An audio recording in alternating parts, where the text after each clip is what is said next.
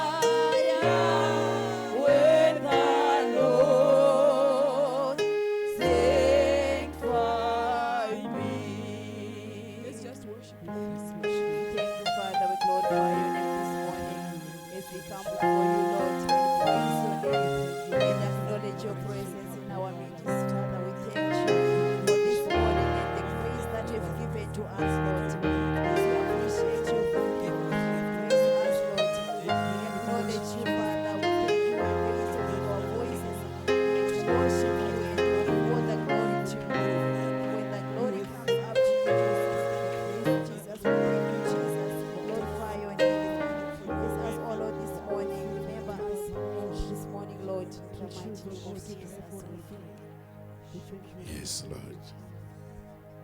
Glory, hallelujah, hallelujah. Glory, hallelujah, hallelujah. Glory, glory.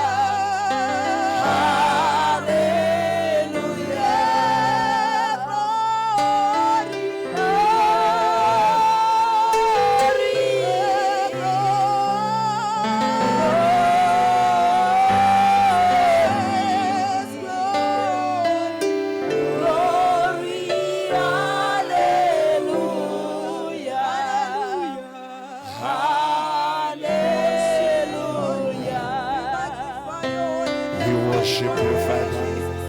We lift We your exalt name, your name. Jesus. We say you Again are this worthy, morning, we Lord. lift your We name. say you are worthy for the praise, This Lord. morning, We thank you, We Jesus, just let for your your lift your will be name on done goodness. upon high. us Thank you, as There's it is no in Jesus, any for heaven. your other God that we anointing. must Remember each know one of us, but Father, only in you, We our glorify Jesus. your weakness name, Father and Right in God. now we our are here strength. just to Blessed be worship unto Bless your you. us, name. O Lord, and We are bless here us to unto lift your you this name on morning. We high. bless We your look Let holy name your forward for to your name your be blessing. goodness. We We glorified. look forward to worship your you Let for your your name anointing. be We goodness. look worshipped. forward For to you are your worthy of presence. all the Thank you, Let worship. your For presence you are Jesus. worthy reign. of all the Let your praise. Thank grace you. shall overshadow You us are and your worthy, mercy be upon We Lord. us praise this you, You morning. are Father. We You lift are your name worthy on to high. open We You doors. are the exalt your mighty presence right warrior. now. You are Yes, mighty Father, in Lord, we things minister and lift in your unto that name which on we us. high. We cannot pour We share. our worship hearts In the you, unto mighty oh name you of God. that Jesus, we you thank you, We minister Jesus. and worship you, For remember you us, Father. Father. deserve all the We glory. worship Strengthen you, our You weakness deserve all Yeshua. the and make praise. our We strength worship more you, strength, You more deserve stronger. glory in the Yeshua. Father, mighty we name of pray for your Jesus. visitation. Thank you, We Lord. We give pray you all for the your Thank you, word. glory. We We give pray all Lord. for the your glory people to this you. morning. We Father, we glorify come your You're name. before We you. worthy, glorify your Let name your Jesus. will be this done. morning. You're Let your grace worthy, continue Lord. to abide In the in name us. of In Jesus. Jesus' name. Hallelujah. Somebody shout amen. Amen. Hallelujah. Can somebody shout amen? Amen. Those that are only here shout amen. Amen. Hallelujah. Again this morning we are in his presence and we are saying, until you bless me. Where does the element of a blessing emanates from? It emanates from a covenant. It's a covenant that needs to be fulfilled. I shall read from 41 verse 10. It said, fear not, for I am with you. Be not dismayed, for I am your God. I will strengthen you. I will help you. I will uphold you with my righteous right hand. John 3 John 1:2 says, beloved, I pray that all may go well with you, that you may be in good health as it goes with you, with your soul. We may be seated in the presence of the Lord. When we speak about blessings and when we talk about blessings, it's a covenant. It's not something that God may do, but is what God does. Whenever we go before the Lord praying, what we are doing, we are not creating a new thing. We are activating the promises of God. We are activating what God does. We are saying to the Lord, you have promised, and here we come, and let it be done. Many people, when they look at prayer, they think they are reinventing anything. You are not inventing anything. For he says to him, come unto me those that are heavy laden, for I shall give you a lighter yoke. I'll give you something that will be better than what you have. So praying is actually not creating a new thing. You are activating God's promises. If you read in the Bible, it says, I will supply your needs. Let me read it. And my God will supply every need of yours according to his riches in glory in Christ Jesus. It's Paul also writing to the Philippians after they've given him gifts and supported him in prison. Now he's saying, my God will supply to you. So every prayer we do, every blessing that we are expecting, it's not a new thing. From the word go, when God created a man, he knew all his needs. He knew what we want. Before we even pray, he reads and searches our hearts. He knows exactly what we want. So a blessing is not a new thing. It's a covenant fulfillment. Whatever you're looking for, be it wealth, be it family, be it love, be it joy, be it resources, it's a fulfillment of promises. For he has promised before. When you read it, he said, it is finished on Calvary. Meaning to say there are wars and battles that were defeated on the day of resurrection when he defeated death. So when we repeat and speak words in prayer of blessings, we are actually provoking a covenant. You know, when the Israelites were praying in the wilderness, there were promises that I will take you from Egypt to Canaan. When Jacob was praying along the way, he had already had the blessing, and the word of God has already been spoken upon him. So he was only activating what the Lord had said. This morning, I want someone to have a mindset of saying, what did God bring for me? Or what is it that is prepared for me that I need to activate? Because joy is your portion, prosperity is your portion, happiness is your portion, health is your portion. By his wounds we are healed. Meaning to say healing is already declared. We want to provoke it. We want to activate it. We want to revisit it and say, Lord, let it be done. There are two things to create and also to activate. It's easier to activate than to create. When Jesus came on earth and all the promises were made of blessings, it was for us to only activate and make it lighter for us. For everything that a man wants, God knows. For everything that a man desires, God knows. For everything that a man needs, it's already known in the kingdom. So it's not about you reinventing the wheel. It's about you activating the promises of God. How many promises that we need to activate? When we say, until we bless me, we are not saying because it's not there. The blessing is there. We want to activate it. Remember, the angel had already visited. He was already present with Jacob. So Jacob was only reinforcing for the visitation, because the angel could not have come without a reason. No any visitation upon the sun, under the sun, that has been done without a purpose. Whenever God visits, he has a purpose. So Jacob was only activating the visitation, because there was no need to declare until you bless me when the angel is not there. But because the angel was already there, so he was activating. So many things. Remember, God's promises are yes and amen. If you look at Hagar in the wilderness, her eyes could not see the well. And to her, by being chased away, it was like rejection. It was like a curse. It was like the end of the world. But because God had promised, there was a living promise that whatever comes out of Abraham, it will multiply. So when she said, I am now dying, then God only opened her eyes. This morning, somebody must be opened their eyes. Somebody must start to realize what is around you, what God has created for you, what God has put around you, what God has bestowed upon you, what God has made for you, what God has prepared for you. You need the eyes that see. What the world has done, it has activated negativity and it depressed goodness. You may walk well for 2 years. You may do well for 2 years. But no one really blows the trumpet. No one really reminds you that you are so good. The more good you do, it becomes a habit.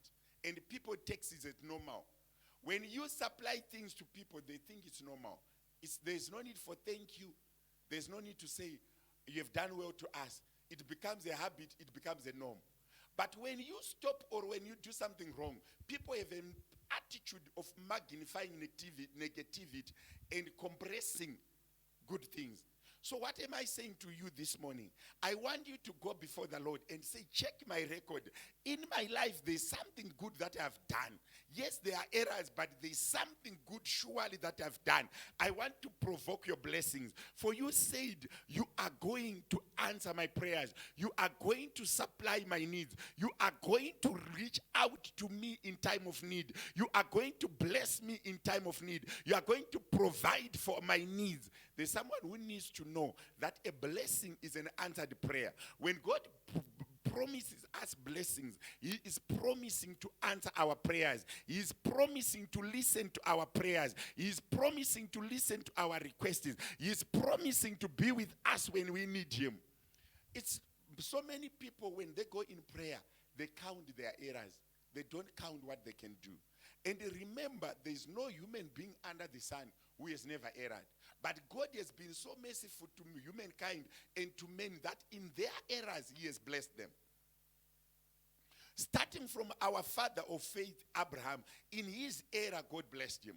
So what you need to do this morning is to know that there is a promise living in me. No matter how the state of my life is, no matter how my condition is, but there is still a promise that is living in me. When Jesus spoke of the parable of the prodigal son, he said when the son realized how good his father's house was, he went back, but the father was ready to embrace him.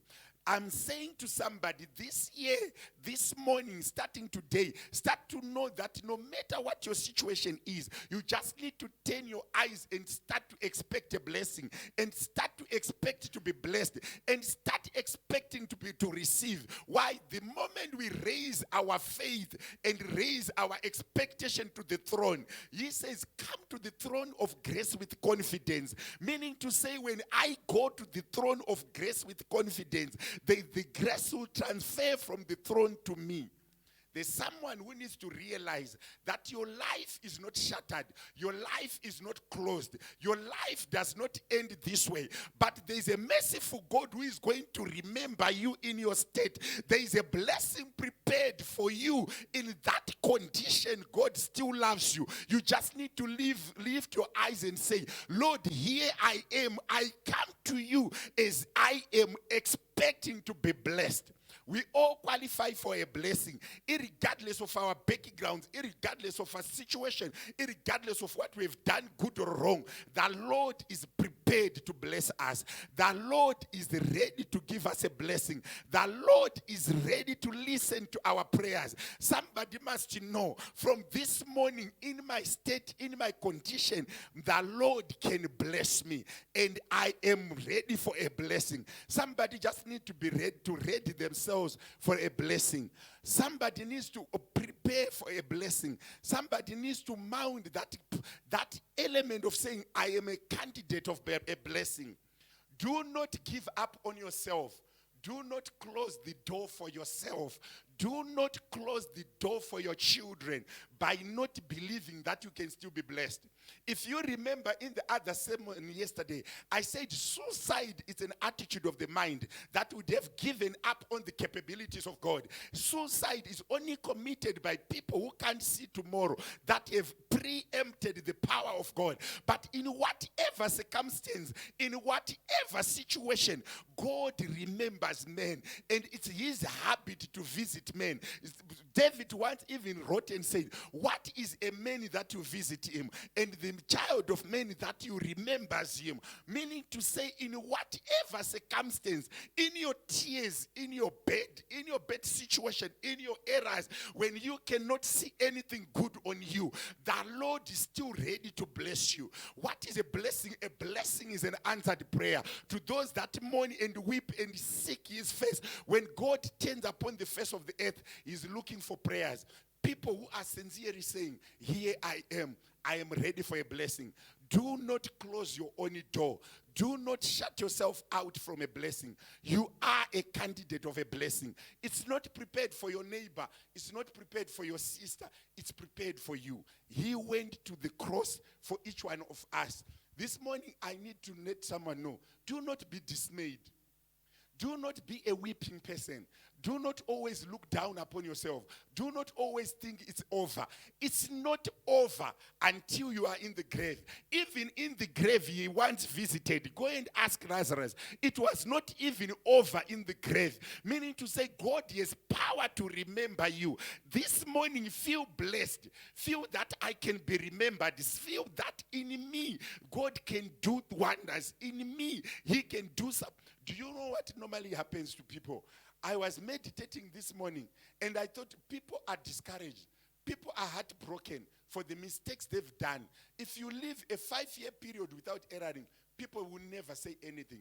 Without making a mistake, people will never acknowledge you.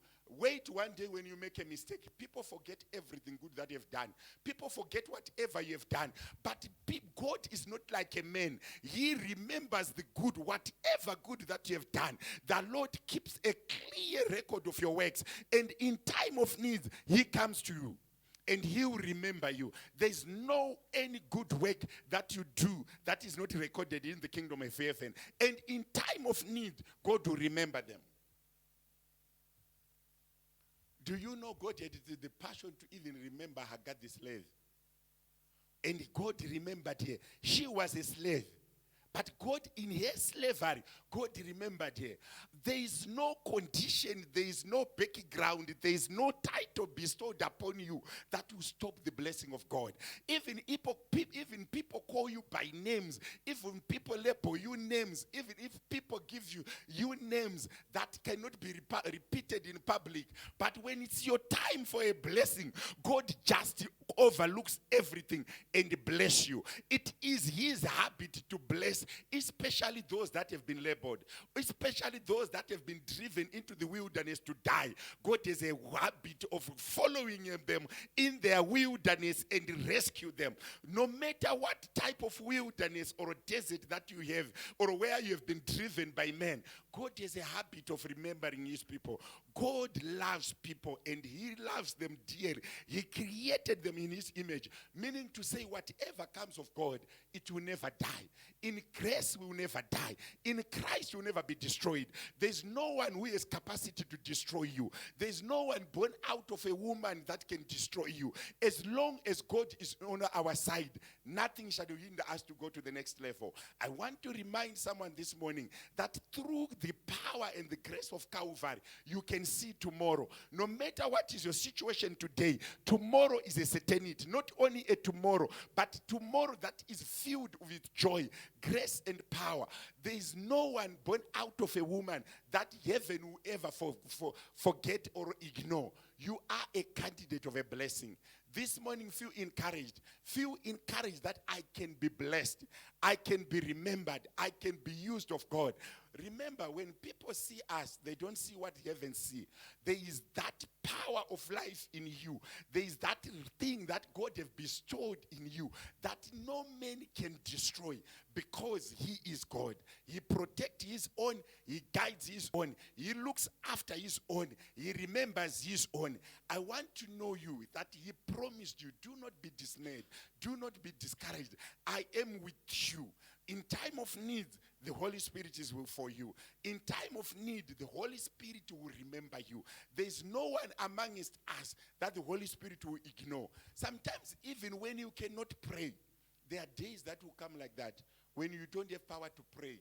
You don't have power to lift your hands. You don't even have power to open your eyes. But heaven is checking people.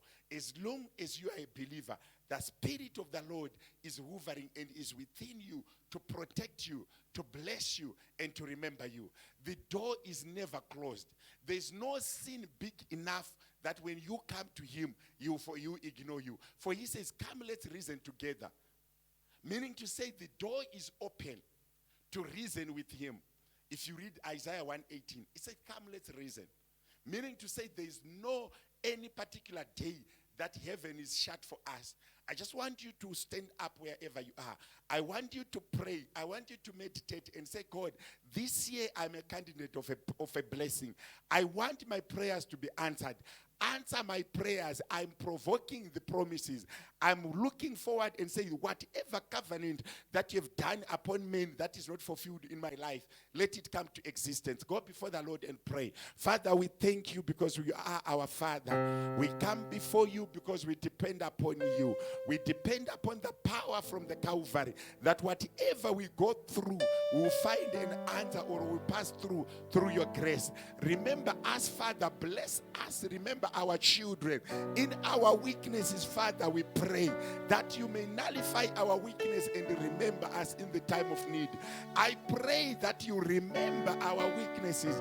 You remember, Father, our weakness. You remember, Father, that which we cannot do. You also remember us, Father, even considering the traps, the labels, the names that have given unto us. Some of us, we have lost hope.